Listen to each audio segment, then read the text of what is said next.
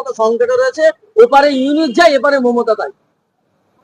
দেখুন ব্যাপারটা হচ্ছে এরা সংখ্যালঘু দরদি বলছেন, কিন্তু সংখ্যালঘু দরদি হলো মায়ের আপনার মণিপুরের কথা এরা ভাবছে না।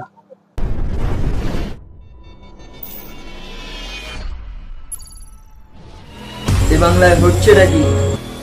দফায় দফায় উত্তপ্ত এ বাংলায় হচ্ছেটা কি? চোখে চোখ রেখে কথা হবে। ডিটিভি পাবলিক, সরাসরি প্রশ্নের মুখোমুখি। এরা সংখ্যালঘু দরদি, কিন্তু উত্তরপ্রদেশের সংখ্যালঘুদের কথা ভাবছে না। এরা সংখ্যালঘু দরদি বলছেন, কিন্তু উত্তরাখণ্ডে সংখ্যালঘুদের কথা ভাবছে না। এরা সংখ্যালঘু দরদি বলছে, আর সংখ্যালঘুদের ওয়াকফ প্রপার্টি লুট করার জন্য অ্যামেন্ডমেন্ট নিয়ে এসেছে।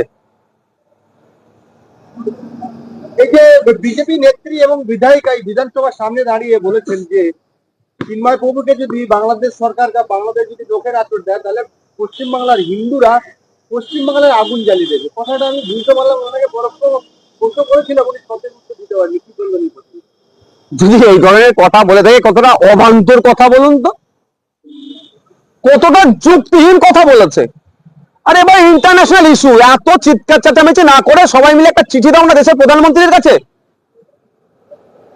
ওদের দুনাদের দলেই তো বিজেপি রাজ্যের বিরোধী দলের নেতা আছে, অগ্নিমিত্রা পল ম্যাডাম হচ্ছেন বিজেপির টিকিটে নির্বাচিত একজন এমএলএ। তা ওনারা কেন তাদের লেটার হেডে দেশের সরকারকে, আমাদের ইন্ডিয়ান সরকারকে চিঠি দিয়ে বাংলাদেশের বিষয়ে অবস্থানে স্পষ্ট করতে? আমি অনেক কথা বলেছি বাংলাদেশ নিয়ে, আমি বলছি